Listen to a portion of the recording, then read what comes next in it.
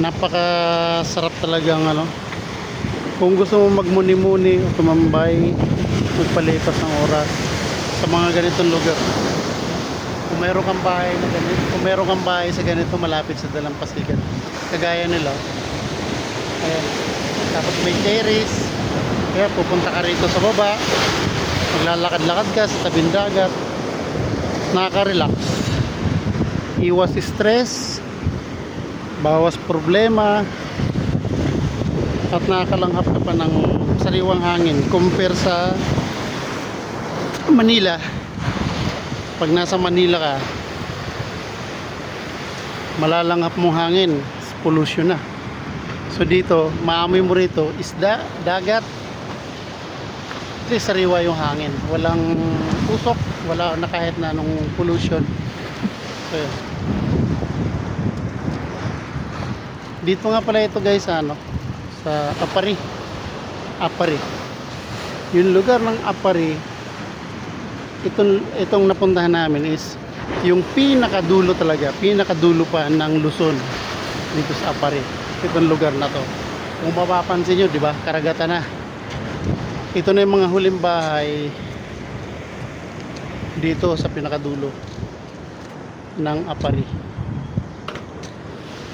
Pagmasdan yung dagat, oh. At yung panahon gumanda na, kakatapos lang ng bagyo rito guys. So yung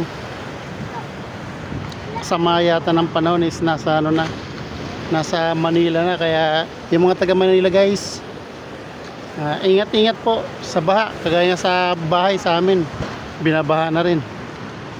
So dito sa Apari nakalipas na, kaya wala nang ano, wala nang ulan. So tingnan nyo yung langit, okay na, tahimik na. Yung dagat medyo normal na, kaya hindi, wala na silang ibang isipin dito. Yan, marami nangingisda doon, pero nangingisda sila para sa pang-ulam, di ba? Napakasarap ng buhay. Kung gusto mo magpalipas ng oras, magmuni-muni, then may binwit ka habang nag-iisip ka, maminwit ka. At least na-enjoy mo pa yung sarili mo, lalo na kapag may nahuli ka, nakakapag-isip ka ng maayos, nababawasan ang mga problema mo. Kaya napakaswerte ng mga probinsya, yung may bahay na malapit sa dagat, sa bukid, lalo na sa bukid, mga relax na lugar, nakaka-relax. Masarap magmuni-muni at mag-isip-isip. Ayan. So yan guys, pabalik na kami. Bali mamalingking muna kami. Hindi na naman kami nakaligo kasi siyempre malaki yung alon. So machichimpuan din namin to. Makuha rin natin yung tamang chimpo niyan para makaligo tayo dyan. So hintayin nyo lang guys. So hanggang dito lang. Magandang umaga at magandang tanghali.